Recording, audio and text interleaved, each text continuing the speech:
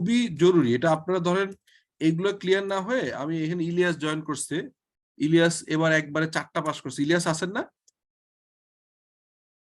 জি sir আছে।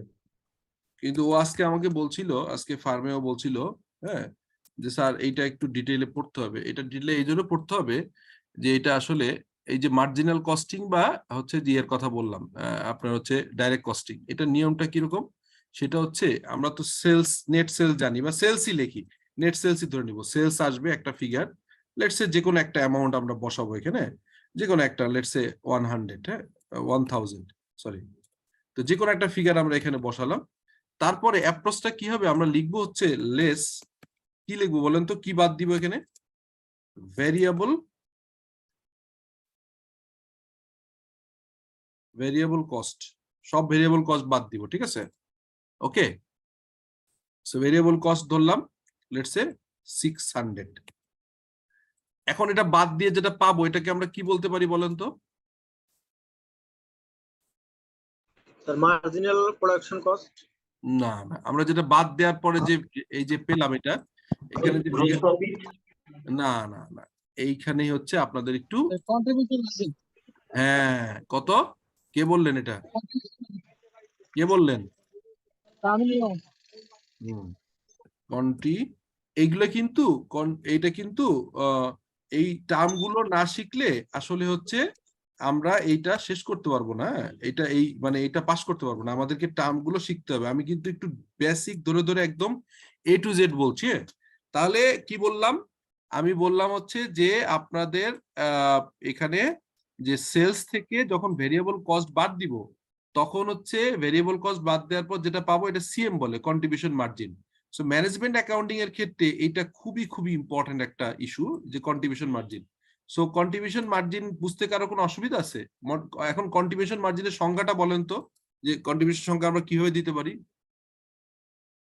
বলেন।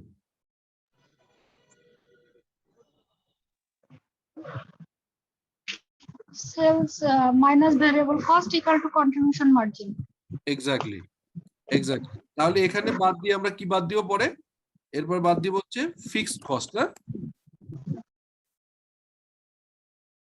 Fixed cost, fixed cost let's say 3000 টাকা, 3000 টাকা। তাহলে এইটা বাদ দিলে আমরা এখন কি পাবো এটার পরে বলেন তো? এখন কি পাবো? এটা প্রফিট, তাই তো? এখন প্রফিট পাবো কত? আমরা প্রফিট পেয়ে যাব এখান থেকে, যে হচ্ছে কন্ট্রিবিউশন মার্জিন থেকে আমরা ইয়ে বাদ দিব, ফিক্সড কস্ট বাদ দিব, এটাই হচ্ছে আমাদের প্রফিট। সো এই অ্যাপ্রোচের যে কস্টিং, এটাকে কি বলে? এই অ্যাপ্রোচের যে কস্টিং মেথড, এটাকে কি বললাম একটু আগে আমরা ওখানে, বলেন তো? Direct costing. Direct cost. Direct costing অথবা মার্জিনাল কস্টিং। আর এই অ্যাবজর্পশন কস্টিং এর কথা কি বলছিলাম বলেন তো? অ্যাবজর্পশন কস্টিং কোনটা? এই প্রসেসিংটাকে অ্যাবজর্পশন কস্টিং বলা হয়। এই হিসাবগুলো যে করা হলো এটাকে।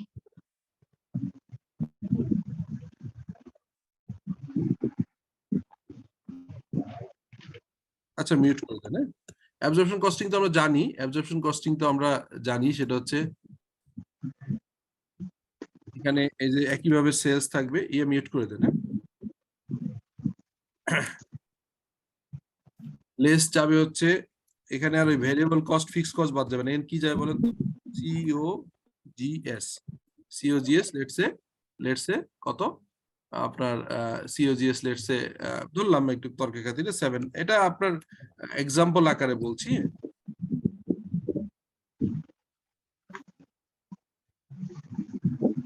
তারপরে কি যাবে, এটাকে কি বলবো তখন? এর নাম দেবো কি? Gross, gross margin, gross margin ও গ্রস প্রফিট। গ্রস প্রফিট বা গ্রস মার্জিন একই কথা, বা গ্রস মার্জিন বা গ্রস প্রফিট দিতে পারেন। এটাকে প্রফিট দিলেই হয়, আমরা প্রফিটই লিখি আসলে। তো জিপি, এই জিপি থেকে বাদ যায় কি পরবর্তীকালে বলেন তো? কি বাদ যায়? লেস কি দিয়ে আমরা? Opex, opex.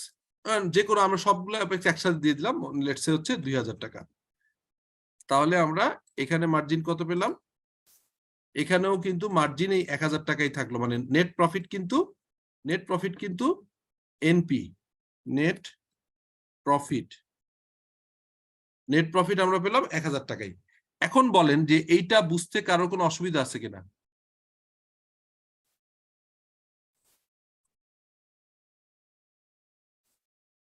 কোনো অসুবিধা আছে এটা বুঝতে? অ্যাবজর্পশন কস্টিং ও মার্জিনাল কস্টিং এর ডিফারেন্সটা দিয়ে একটা দেখাই দিলাম এখান থেকে।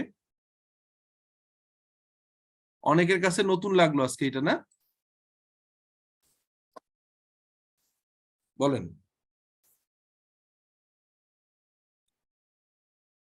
হুম, রাব্বানি ঠিক আছে, বোঝা গেল এটা? জি স্যার। ওকে, তাহলে আমরা এই ওইখান থেকে যখন আমরা দেখলাম, যখনই আমরা সিলেবাস দেখলাম, সিলেবাস থেকে আমরা জিনিসগুলো একটু প্র্যাকটিক্যালি বোঝার চেষ্টা করলাম যে কিভাবে করতে হয়। তো ওভারঅল প্রফিট বা নেট প্রফিট কিন্তু সেম থাকলো, কিন্তু প্রেজেন্টেশনটা ভিন্ন। মূলত এইখানে একটা বড় টার্ম আছে, যেটা এইটা কি টার্ম? এখানে দুটো জিনিস আছে, একটা হচ্ছে প্রোডাক্ট কস্ট, আর একটাকে বলে কি বলেন? Period cost. হ্যাঁ, এখন বলেন এইটা ডিফারেন্সটা কি? বলেন এই দুটো ডিফারেন্সটা কি? What is the difference between product cost and period cost? প্রোডাক্টের সাথে সংশ্লিষ্ট যেসব কস্ট থাকে সেইটাকে বলা হয় আমরা প্রোডাক্ট কস্ট। আর একটা পুরো বছর ইয়ারে যে থোক যেরকম মানে একটা কস্ট হয়, সেটা যখন ডিডাকশন করে যে কস্টিংটা বের হয় সেটা হলো sir period cost. Thank you. আসলে প্রোডাক্ট কস্ট হচ্ছে ডাইরেক্ট ম্যাটেরিয়াল, আমি ডিএম লিখছি সংক্ষেপে, তারপরে ডিএল ডাইরেক্ট লেবার, তারপরে কি ফ্যাক্টরি ওভারহেড। এইগুলো কি আমরা বলতে পারি না প্রোডাক্ট কস্ট? বলতে পারি? বলেন। বলতে পারি। আচ্ছা, তাহলে এই পিরিয়ড কস্টের এক্সাম্পল দেন তো, একটা পিরিয়ড কস্টের এক্সাম্পল দেন, বলেন।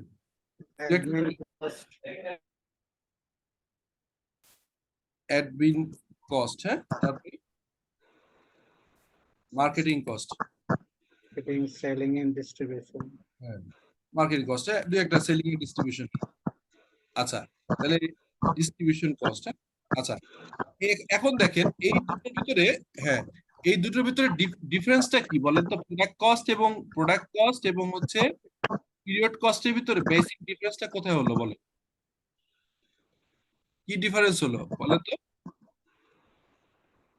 আমরা সংজ্ঞাগতভাবে কি দেখতে পেলাম? আমরা দেখতে পেলাম যে প্রোডাক্ট কস্টটা হচ্ছে directly related to the production, মানে আপনার প্রোডাক্ট কস্টটা হচ্ছে 1 ইউনিট প্রোডাক্ট করতে, 2 ইউনিট প্রোডাক্ট করতে, এইটা মোটামুটি রাফলি প্রোডাক্টের সাথে ভ্যারি করবে। আর পিরিয়ড কস্টটা হচ্ছে, ধরেন আপনি হেড অফিস নিয়ে ফেলছেন, হেড অফিস প্রোডাকশন শুরু করেন নাই, সেটার ভাড়া কি দিতে হবে নাকি মাফ করে দিবে? আপনাকে বলবে যে না, যেহেতু হচ্ছে যে এখনো ওরা প্রোডাকশন শুরু করে নাই, হেড অফিস ভাড়া নিয়েছে, সো হেড অফিসের ভাড়ার অ্যাডমিন কস্টের ভাড়াটা মাফ করে দেওয়া হলো। ল্যান্ডলর্ড বা আপনার যার কাছ থেকে ভাড়া নিলেন, তিনি বললেন যে যেহেতু প্রোডাকশন শুরু হয় নাই, এই টাকাটা মাফ করে দিলাম। এটা কি হবে নাকি হবে না?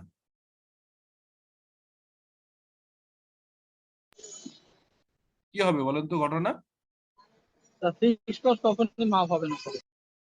হ্যাঁ, এই মানে ফিক্সড কস্ট বলিনি, টার্মটা আমি ইউজ করছি পিরিয়ড কস্ট। হ্যাঁ, পিরিয়ড কস্টটা কখনোই মাফ হবে না, কারণ উনি হচ্ছে প্রোডাকশন যদি বন্ধ থাকে, কোভিড এর সময় অনেক ফ্যাক্টরি বন্ধ ছিল, তো ফ্যাক্টরি বন্ধ থাকার পরেও কিন্তু হেড অফিসে ভাড়া দিতে হয়েছে। সো এইটা আসলে প্রতি বছর টু বছর বা মান্থ টু মান্থ যে পিরিয়ডে অ্যাকাউন্টিং করবেন, ওই পিরিয়ডের ভিতরে কস্ট হিসেবে ঢুকে যাবে। এটা আপনি প্রোডাকশন যদি এক ইউনিটে নাও করেন, জিরো প্রোডাকশন, ফ্যাক্টরি যদি লে অফ থাকে, বন্ধ থাকে, তারপরেও কিন্তু আপনার প্রোডাক্টের কস্ট যদি জিরো হয়, পিরিয়ড কস্ট চলতে থাকবে। এটাকে বলা হয় হচ্ছে পিরিয়ড কস্ট। যেমন আপনার বললাম যে অ্যাডমিনের রেন্ট, হ্যাঁ, এই যে যেমন এখানে অ্যাডমিন কস্টের ভিতরে আমি সরাসরি লিখতে পারতাম যে রেন্ট, হ্যাঁ, রেন্ট অফ হেড অফিস, ঠিক আছে, হেড অফিসের রেন্ট, ঠিক আছে। তো এরকম খরচগুলোকে আমরা তারপরে হচ্ছে মার্কেটিং কি, আপনি যে ধরেন অ্যাড দিয়ে, হ্যাঁ, আপনি অলরেডি টিভির সাথে, টেলিভিশন চ্যানেলের সাথে 1 বছরে স্পন্সরশিপ কন্ট্রাক্ট আছে, টিভি অ্যাড, হ্যাঁ, টিভি অ্যাড করা আছে। আপনার হচ্ছে কি, আপনার খেলা, যত খেলা হবে ক্রিকেটের, ক্রিকেটের সারা বছরের ফুল ইয়ারের আপনি ইয়ে করা আছে, কন্ট্যাক্ট করা আছে, 1 বছরের জন্য আপনি ক্রিকেটের স্পন্সরশিপ করছেন। তো এই এই আহ, আহ, এই এই খরচগুলো হচ্ছে আলটিমেটলি আপনাকে আনঅ্যাভয়েডেবল, এটা হচ্ছে পিরিয়ডের সাথে যাবে। সো এই জিনিসগুলো আমরা একটু বোঝার চেষ্টা করব, আমাদের ইয়েতে লাগবে। আমি এইটার কাজ করে যখন এইটা টোটাল ডিটেইলটা তৈরি হবে আপনাদের কিন্তু দিয়ে দিব, এটা ইউ ডোন্ট ওয়ারি যে আমি এটা দিয়ে দিব। সো আবারও সেই জায়গায় থাকি, আপনাদের সিলেবাসের ওই পার্টটায় যাই আগে, আপনাদের বইটা দেখি, তারপরে আমরা আজকে ক্লাসটাতে আগাই। সেটা হচ্ছে তাহলে অ্যাবজর্পশন কস্টিং, আমি কিন্তু এখনো মেইন পড়াশোনায় যাই নাই, কিন্তু আমি চাচ্ছি যে আপনাদের যখনই এই সিলেবাসের ভিতরে এই জিনিসগুলো কনসেপ্টটা ক্লিয়ার হবে তখন বুঝতে খুব সুবিধা হবে।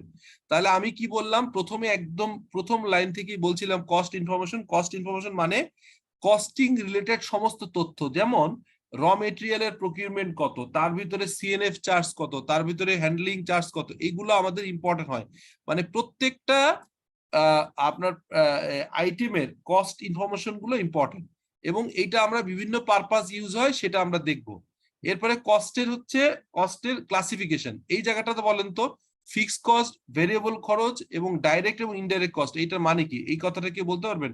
What is the meaning of fixed cost এবং ভেরিয়েবল কস্ট, ডাইরেক্ট অথবা ইনডাইরেক্ট এর অর্থ কি বলেন?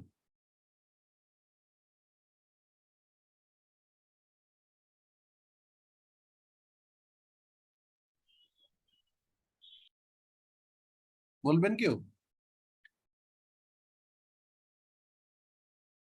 ওকে, আমি হেল্প করি। ফিক্সড খরচ হচ্ছে, ধরেন যেটা হচ্ছে নাম্বার অফ ইউনিটের কারণে ভ্যারি করে না। সিম্পল, আমি একটা উদাহরণ দিই। লেটস সে একটা ফ্যাক্টরির ভিতরে ভেরিয়েবল খরচ থাকতে পারে, একটা ফ্যাক্টরির ভিতরে ফিক্সড খরচ থাকতে পারে। উদাহরণ হিসেবে বলি, আমরা একটা ফ্যাক্টরি স্পেস দিলাম, যেহেতু আমরা ব্যবসা করব অনেক বছর যাবত, সো প্রতি বছর তো ফ্যাক্টরি স্পেস বাড়ানো যাবে না, আমরা একটা ভাড়া নিলাম লেটস সে 50,000 স্কোয়ার ফিট। কিন্তু প্রথম বছরের যে প্রোডাকশন তাতে আমার আসলে 20,000 স্কোয়ার ফিটই হয়ে যায় বা 30,000 স্কোয়ার ফিটই হয়ে যায়। তাহলে এখন আমি 50,000 স্কোয়ার ফিট ভাড়া নিলাম, তার প্রোডাকশনের জন্য লাগছে 30,000 স্কোয়ার ফিট। কিন্তু আমি চাইলেই কিন্তু ওই 20,000 খরচ অ্যাভয়েড করতে পারি না, বিকজ এটা ফিক্সড খরচ নিতে হবে, কারণ আমি পরবর্তী বছর প্রোডাকশন বাড়বে, অথবা আমি বারবার তো পাবো না, সো একবার নিতে হলো। এরপর একটা মেশিন ইম্পোর্ট করলাম, যে মেশিনের ক্যাপাসিটি আছে পার মান্থ তৈরি করার ক্ষমতা হচ্ছে 1 লাখ পিস। কিন্তু যেহেতু আমি নতুন করে ব্যবসা শুরু করছি, আমার মার্কেটিং এর স্ট্র্যাটেজি এখন অত ফিক্স হয় নাই, আমার এত ডিটেইল আমার হচ্ছে ব্র্যান্ড এস্টাবলিশ হয় নাই, সো আমি কিন্তু প্রথম মাসে বা প্রথম বছরে কিন্তু আমি 1 লাখ পিস সেল করতে পারবো না। তখন আমার ফ্যাক্টরির প্রোডাকশন আন্ডার ইউটিলাইজ হবে, অর্থাৎ 1 লাখ পিস পার ইয়ার প্রোডাকশন ফ্যাসিলিটিস আমার আছে, বাট আমি প্রডিউস করবো হয়তো 40,000। সো এই যে ধরেন কত পিস প্রোডাকশন করছেন সেটার সাথে ভ্যারি করছে না, এরকম খরচগুলোকে ফিক্স খরচ বলে। যেমন আমি যে বললাম যে ফ্যাক্টরি রেন্ট, মেশিনের ডেপ্রিসিয়েশন, এটা ফিক্স এক্সপেন্ডিচার। আর ভ্যারিয়েবল খরচ কি, আমি একটা ইউনিট প্রডিউস করি, আমি যদি আজকে একটা জুস তৈরি করি, একটা ইউনিট, সেখানে যেটুকু ম্যাঙ্গো লাগে এবং যেটুকু কেমিক্যাল লাগে, 1 ইউনিট করতে যদি 20 টাকা লাগে, 2 ইউনিট করতে 40 টাকা লাগবে, 3 ইউনিট করলে লাগবে হচ্ছে 60 টাকা, 4 ইউনিট করলে 80 টাকা, 5 ইউনিট করলে লাগবে হচ্ছে 100 টাকা। এই প্রতি ইউনিটের সাথে যে ভ্যারি করে এটাকে ভ্যারিয়েবল খরচ বলে। আর ফিক্সড খরচ হচ্ছে ইউনিটের সাথে ভ্যারি করে না, এটা সার্টেন নাম্বার অফ, একটা প্রোডাকশন ক্যাপাসিটি পর্যন্ত ফিক্স থাকে। যেমন বললাম যে 1 লাখ পিস প্রোডাকশনের জন্য মেশিন এনেছেন, 1 লাখ পিস প্রোডাকশনের জন্য ফ্যাক্টরি রেন্ট নিয়েছেন, সেই জায়গাটা ফিক্সড হয়ে গেল। এখানে আপনি 5 ইউনিট প্রোডাক্ট করলেও এই ফিক্স খরচ থাকবে, 10 হলেও হবে, 10,000 হলেও হবে, 20,000 হলেও হবে, 1 লাখ পর্যন্ত এই খরচ ফিক্স থাকবে। তো এখন কি কেউ মানে খুবই ক্লিয়ার যে ভেরিয়েবল খরচ এবং ফিক্সড খরচের ডিফারেন্সটা বোঝা গেল? Is it clear to you? বলেন। স্যার বুঝতে পারছি স্যার, একটা কনফিউশন স্যার। বলেন। কনফিউশন হলো স্যার, ওই যে ফিক্সড কস্টের 6,000 ক্যাপাসিটি যদি আমার একটা ভাড়া নিই, কোন একটা রেন্ট, তো আমার যদি 5,000 ক্যাপাসিটি প্রোডাকশন হয়, তাহলে এই যে 1000 ক্যাপাসিটি যেটা আমার রয়ে গেল, এইটা যদি স্যার এটা যদি আমি ফ্যাক্টর ক্ষেত্রে বলি যে মানে প্র্যাকটিক্যাল ফিল্ডে, হুম। এই 1000 ক্যাপাসিটিটা যদি আমি অন্য কাউকে ইউজ করার সুযোগ দিই, হুম। সেক্ষেত্রে এটা কস্টিংটা কিরকম হতে পারে স্যার? এটা তো ভিন্ন জিনিস। সেটা যদি, হ্যাঁ, ভালো কোশ্চেন করছেন। এটা যদি এমন হয় যে আপনার আন্ডার ইউটিলাইজ ক্যাপাসিটি আছে, অর্থাৎ আপনি তো আর প্রতিদিন ক্যাপাসিটি মেশিন বাড়াইতে পারবেন না। মেশিন তো মানুষ 20 বছরের জন্য একবার কিনে, হ্যাঁ। সো 20 বছরের জন্য যেহেতু একবার কিনে, সেই ক্ষেত্রে হচ্ছে যে মেশিনটা 20 বছরের জন্য যদি একবার কেনা হয়, তাহলে প্রতিদিনই তো ক্যাপাসিটি বাড়াবে না। তখন যেটা করা হয় যে আস্তে আস্তে ব্র্যান্ড বিল্ডিং হয়, আস্তে আস্তে হচ্ছে খরচ, মানে আমার ব্র্যান্ডটা তৈরি হয়, আমার আস্তে আস্তে প্রোডাকশন ক্যাপাসিটি বাড়ে, আমার মার্কেট তৈরি হয়, আমি তখন ফুল ক্যাপাসিটি ইউটিলাইজেশনে যাই। বাট আপনি বলছেন যে এইটাকে আমি অতিরিক্ত ফিক্স খরচটাকে, মানে প্রোডাক্ট কস্টের ভিতরে না ঢুকিয়ে এটাকে ডিফারেন্ট মেকানিজম করে আমার আন্ডার ইউটিলাইজ ক্যাপাসিটিটা আরেকজনকে ইউজ করে তাদের কন্ট্রাক্ট ম্যানুফ্যাকচারিং করলাম বা তাদেরকে ভাড়া দিলাম, হ্যাঁ, এটা করা যেতে পারে। তো সেটা অ্যাডভান্স লেভেলের ডিসকাশন, সেটা আমরা যখন দেখব যে আমরা ম্যানেজমেন্ট অ্যাকাউন্টিং এর এখানে যে দেখবো যে বাই অর সেল, আমরা কি কোনো একটা ইউনিট নিজে তৈরি করব না অন্য জায়গা থেকে কন্ট্রাক্ট ম্যানুফ্যাকচারিং করে নিয়ে আসবো, অথবা আমার ফ্যাক্টরির আন্ডার ইউটিলাইজ একটা স্পেস কি অন্যকে টাইমিং ইউজ করতে দিব কি দিব না, এই ডিসিশন মেকিং অ্যাডভান্স লেভেলে আসবে। আপাতত ধরে নেন, আমি যেটা বলছিলাম যে আপনি 1 লাখ পিস প্রোডাকশনের জন্য মেশিন কিনেছেন, ফ্যাক্টরি স্পেস ভাড়া নিয়েছেন, অতএব 1 ইউনিট তৈরি করলে ওই খরচটা ওই 10 লাখ হলে 20 ইউনিট হলেও 10 লাখ হবে, 30 ইউনিট হলেও 10 লাখ হবে, 1 লাখ ইউনিট হলেও 10 লাখ টাকা হবে। অর্থাৎ এখানে প্রত্যেক ইউনিটের সাথে ভ্যারি করবে না, ফিক্স থাকবে, এটাকে ফিক্স খরচ বলে। আর ভ্যারিয়েবল হচ্ছে প্রত্যেক ইউনিটে ভ্যারিয়েবল থাকবে। ঠিক আছে? সো এটা বোঝা জি গেল? স্যার। ওকে। আচ্ছা, এখন আজকে যেটুকু পর্যন্ত পড়ালাম, ঠিক আছে, এই দেখেন এরপরে এগুলো প্রত্যেকটা লাগবে। এই দেখেন, select the most appropriate method, এখানে দেখবেন select the most appropriate method of costing for a given product or service. এইখানে আমরা দেখব যে আমরা কি এইখানে কস্টিং এ কি স্ট্যান্ডার্ড কস্টিং করব নাকি প্রসেস কস্টিং করব, এই জিনিসগুলো কিন্তু আমাদের খুব ইম্পর্টেন্ট, এটা আমরা দেখব। তারপর হচ্ছে calculate the sales price for a given product and service using the cost based pricing. একটা হচ্ছে যে আপনার অনেক সময় প্রাইসিংটা আমরা করি অন্যের প্রাইসিং দেখে, আর মূলত কস্ট প্রাইসিং করার নিয়ম হচ্ছে আপনার কস্ট কত, কস্ট প্লাস প্রফিট যোগ করে আপনি কিন্তু টার্গেট প্রাইস সেট করা হয়, সেই প্রাইসিং মেথডটা আমরা দেখব। আর লাস্টে হচ্ছে যে calculate transfer pricing TP for specific sales to internal customer which will take account to appropriate cost. যখন আমরা একটা ফ্যাক্টরিতে তিনটা ইউনিট থাকে, লেটস সে একটা ইউনিট হচ্ছে কাপড়ের জন্য সুতা তৈরি করে, আর একটা ইউনিট হচ্ছে কাপড় বানায় টেক্সটাইল, আর একটা ইউনিট গার্মেন্টস তৈরি করে। তো এই সুতাটা সে ইন্টারনালি সুতা তৈরি করে সে তার ইউনিট 2 অর্থাৎ কাপড় তৈরির ইউনিটকে সে সাপোর্ট করতে পারে, পাঠাতে পারে, অথবা সুতা বাইরে সেল করতে পারে।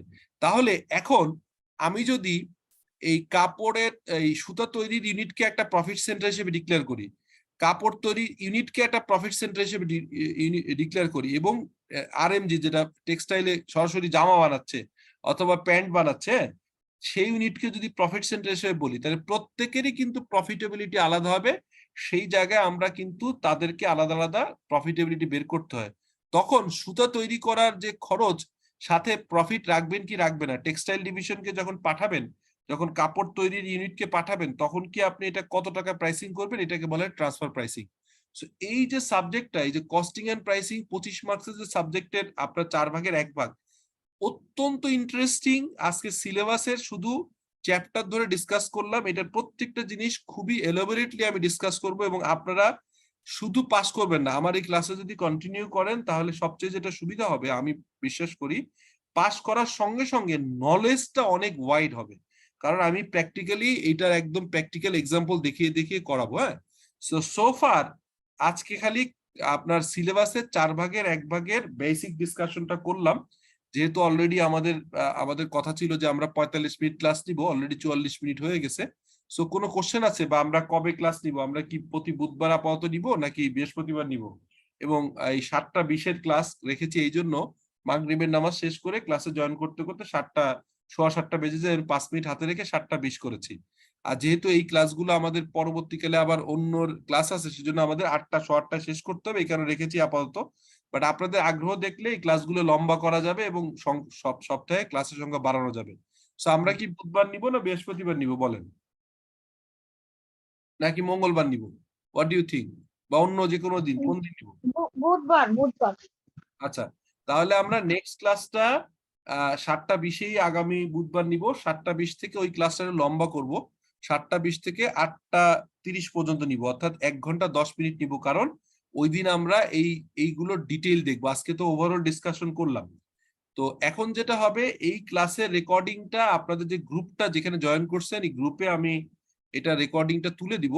এইটা আবারও দেখবেন, দেখে এই রিলেটেড, যেমন ওইটা দেখার পরপরই direct costing, absorption costing, fixed cost, variable cost, এগুলোর ছোট ছোট কিছু ভিডিও ক্লিপস আমার কাছে আছে, এগুলো আপনাদেরকে দিব। এইগুলো দেখে নেক্সট ক্লাসে আসবেন, সো দ্যাট নেক্সট ক্লাসে আপনার একদম ক্লিয়ার থাকে এবং আমরা এইটার উপরে এই চ্যাপ্টারে এমসিকিউ সলভ করব। নেক্সট ক্লাসে থিওরিটিক্যাল অ্যাসপেক্টটা প্র্যাকটিক্যালি দেখিয়ে আমরা এটার এমসিকিউ সলিউশনে যাব। ঠিক আছে? সো আজকের মতো শেষ করব। স্যার বইয়ের পিডিএফটা একটু গ্রুপে দিয়ে দিন। আচ্ছা, দিয়ে দিচ্ছি। বই আপনার 3টা বই, একটা হচ্ছে যে এইটা আপনাদের ম্যানুয়ালটা, এইটা, আর আইসিডব্লিউর এমসিকিউ কোশ্চেন আছে। আরেকটা বই আপনাদেরকে দিব, সেটা খুব রেয়ার বই বাট খুবই ইম্পর্টেন্ট, সেটা হচ্ছে গ্যারিসনের ম্যানেজমেন্ট অ্যাকাউন্টিং, ওইটা দিয়ে দিব। এই 3টা বই দিব, আর কিছু ভিডিও আমরা রাব্বানি দিবে বা আমি দিয়ে দিব। আপনারা এটা একটু স্টাডি করবেন এই 1 সপ্তাহ, কারণ